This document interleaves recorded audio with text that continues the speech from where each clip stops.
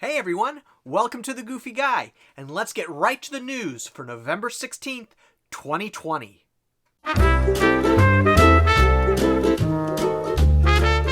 Hey, welcome to The Goofy Guy. I'm Jim Spangler, The Goofy Guy, your host, and we're going to be talking about the news for November 16th, 2020. If you love Disney like I love Disney, be sure that you hit that subscribe button below and that notification icon so that you never miss when I upload a video. Rivers of America has been drained at the Magic Kingdom. This happens about once every 3 years. They do this to kind of do maintenance, to make sure everything's working okay, and check the track that the riverboat goes on and all of that. It also gives them time to work on Tom Sawyer Island, because obviously if the Rivers of America is drained, you can't get across to Tom Sawyer Island. So it's always a good thing. Tom Sawyer Island always ends up looking beautiful after they get finished with this. The river is great. It's set up nice. They did have people walking around kind of checking out the railing, making sure that the track that the riverboat goes on is okay, so they'll get to repair that if there are any hitches or glitches there or anything.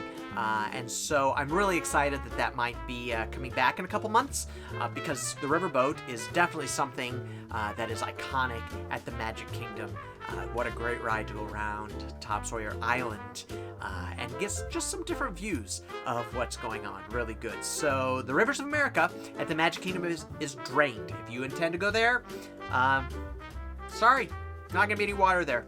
Really shouldn't affect your enjoyment of the park, though. There have been more furloughs at Disneyland. As you know, Disneyland has not been open since COVID-19 hit the United States, and it doesn't look like it's going to open anytime soon. It may be the end of first quarter of 2021 or into the second quarter of 2021. Thank goodness we got news of a vaccine, because that certainly could speed that timeline up. But they've done more furloughs at Disneyland, this time with executives and some more of the cast members that are still there working, maintenance and things of that nature. So our hearts go out to those people.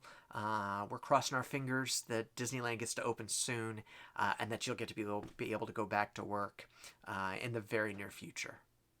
If you haven't seen the new Disney Make-A-Wish commercial, go out and find it. It exploded on social media when it came out. It was everywhere on Facebook and on Twitter and on Instagram. I felt like everywhere I turned, I was seeing it. Even on YouTube, I felt like every time I turned on my YouTube, it was right there in front of me. Of course, I follow a lot of Disney people and a lot of Disney things, so of course it would show up on my YouTube. I'm assuming if you watch me, that you probably watch a lot of Disney things too. It is great. It is so well done. It's a beautiful story, beautiful music. They've just done a really beautiful job with it. I just absolutely love it. A lot of people said that it brought them to tears. It is just really, really nice. So be sure that you check that out. The other thing is that the plush Mickey that's featured in this new commercial is available on shopdisney.com. Now, I'm not a big shopdisney.com fan. I always feel like they have issues. I always have issues when I try to use that, especially when I'm trying to get a collectible or something. They just need to do a lot of work on that platform. But that's not what this video is about. Sorry about that little diatribe there. But you can get the plush Mickey that is in this commercial on shopdisney.com. And without spoiling the commercial, I will just tell you that the plush that's at the end of the commercial is the plush that you can buy. So it's really sweet. It looks really good. And 25% of those proceeds are going to Make-A-Wish. So that is a great deal. And it's going to be available until January 31st, 2021. So go out there and get that and make a great Christmas gift for any Disney lover that you have or any kid. It's such a cute Mickey plush. So go out there and check that out. Harambe Market has reopened at Animal Kingdom. Oh, thank you. I'm so pleased. If you don't know where Harambe Market is, it's right next to Zuri's Sweet Shop in Africa. And the food booths there are so great. There's such great food in Harambe Market. And so I'm really pleased. And some really different things that you can get. And I feel like all the parks right now could use with a little variety in their food, because they're running in smaller capacity. They haven't had things open. A lot of times things aren't open, or they're only open on weekends, or it's kind of crazy. It is so good, though. So be sure to check out Harambe Market if you're in Animal Kingdom, because it has reopened. Yay! The Ticket and Transportation Center has upgraded to touchless security. If you don't know what that is, that's those Evolve AI security things that they have up. So they're these panels that you just walk through, and it's great. You don't have to stop. They don't have to search your bag.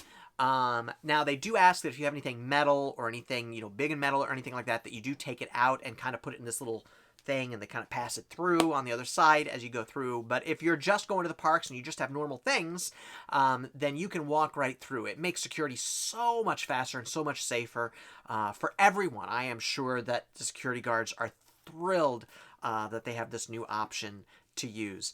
You're already using it at Hollywood Studios and other places, and so and I think at Animal Kingdom even they're using them. So really nice. I thought it was such a great feature to add, and such a great thing. They're also putting them up in Disney Springs. We're going to see them all over at all of the parks and any place where crowds are gathering. I'm sure ESPN is working on it also, getting those put in. So the Evolve AI securities for touchless security are up. Such a great thing to add to the park system. Walt Disney World announced that Disney announced, I guess, Walt Disney World didn't announce it, but Disney announced on their quarterly earnings call that they are now operating Walt Disney World at 35% capacity. So all you people that were out there going, this seems like a lot more than 25%, you're right. It is more than 25%. It's 35%. So that's great.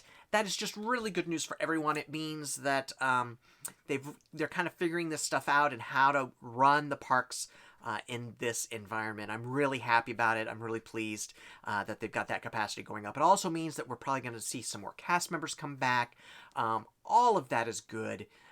It's all good news. So Walt Disney World operating at 35% capacity. Also on that earnings report, they said that last quarter the Disney parks lost $1 billion. That's billion with a B as in boy. $1 billion. That is stunning. I just don't even know what to say about that. They lost $1 billion. Now, the Disney company as a whole did not lose as much money as they thought that they were, as the expectations were.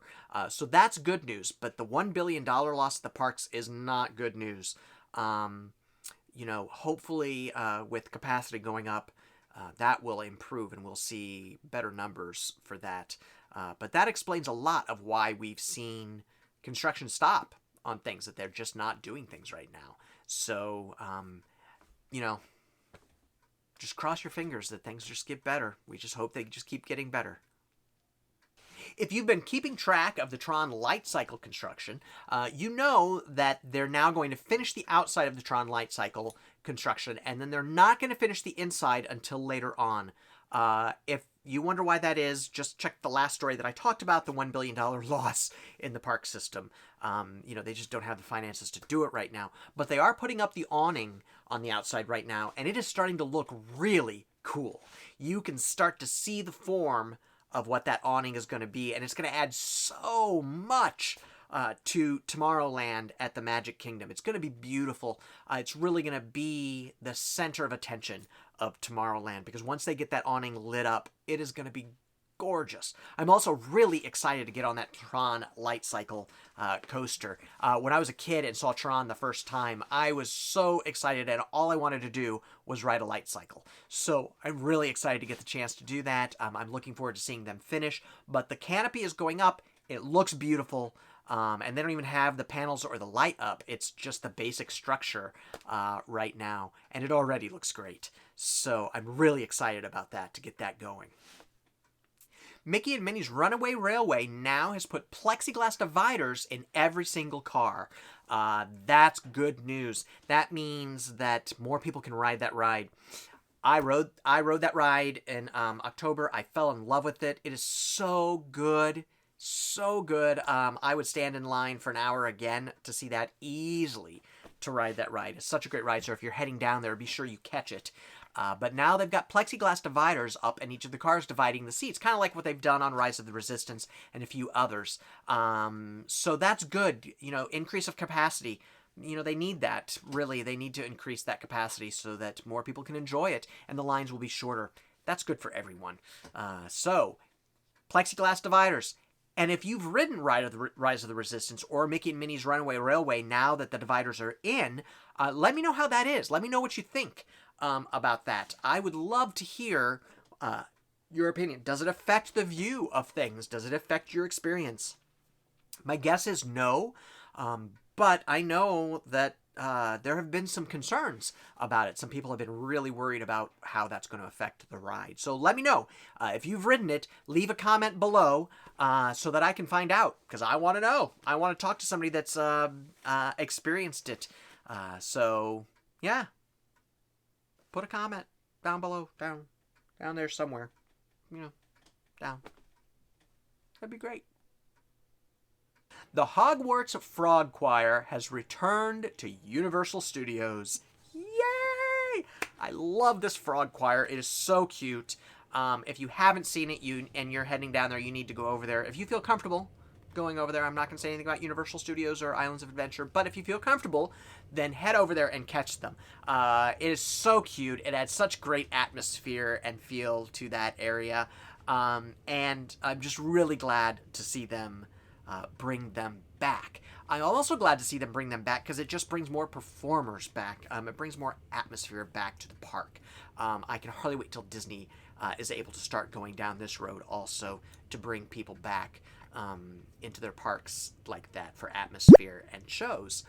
So really good news that the Frog Choir, the Hogwarts Frog Choir is back. So cute, so good. Be sure to catch it. The affection section at Rafiki's Planet has reopened in the Animal Kingdom. This is great. So it is socially distanced, but you can now go in and experience the goats and the cows and all of those animals again and get up and close and maybe touch them. I guess it depends if the goats want to be touched or not, or the cows, or, whomever. But it's just great that they've opened that experience back up. I love that experience. It's lovely, and little kids love that experience. And to be honest, it's just a nice break. There's something about going back there and experiencing those animals that kind of takes you out of the frenzy of the park. It's really nice, and the cast members are so fantastic back there. Be sure you talk to them if you go there, because they are so smart and have so much information to share. It's a lot of fun to be back there. I learn something new every time I talk to any cast member in the Animal Kingdom. I learn something new. So be sure to talk to them. They can tell you a lot. But good news, Rafiki's Planet affection section has reopened. And the last bit of news, first of all, thanks for staying this long if you have stayed this long.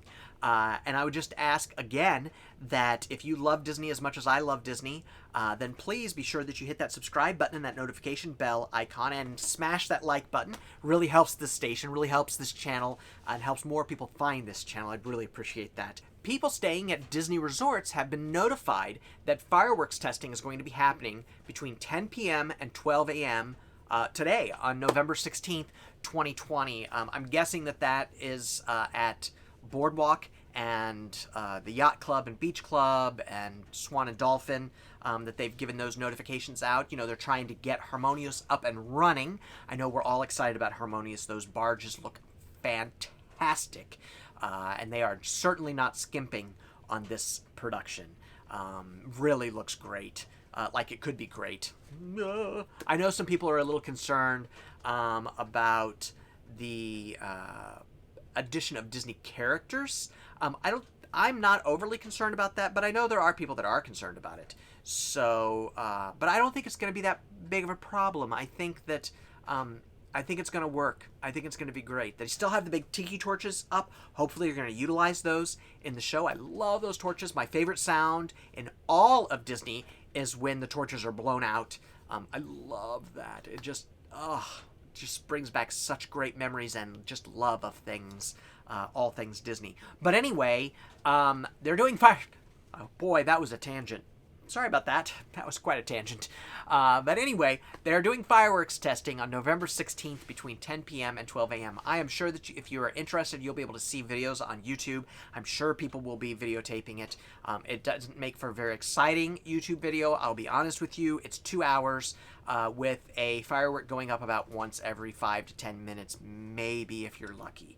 So, if you're like me, I just kind of scrubbed through them until I saw a firework and then watched the fireworks to see if there was anything new that I hadn't seen before. So, anyway, fireworks testing is happening at Walt Disney World on November 16th, tonight. Or I guess if you're watching this after the 16th, it's not tonight. Sorry, it's already happened. Check out those videos, though. Thanks so much for joining me here on The Goofy Guy. I really appreciate it. If you would hit that subscribe button and that notification icon, I'd really appreciate it. And also smash that like button. I love saying that. I know it's completely ridiculous, but I love to say smash. It's just fun. Smash that like button. It really helps this channel, helps other people find this channel. Leave a comment below on any news item that we talked about. What do you think? What do you think about the plexiglass dividers? What do you think about Rafiki's affection section reopening? How do you feel about entertainers returning to Universal Studios but not returning to any of the Walt Disney World parks and recreation areas? I'd love to hear that too. So let me know what you think. Be nice, be courteous, be kind to each other, wear your masks, so we can get this virus under control. It is serious business. Check on your friends, check on your loved ones, make sure that they're okay. And remember, I wear the mask for you, not for me. And with that, thanks so much for joining me here at The Goofy Guy. I'm Jim Spangler, and I will talk to you later.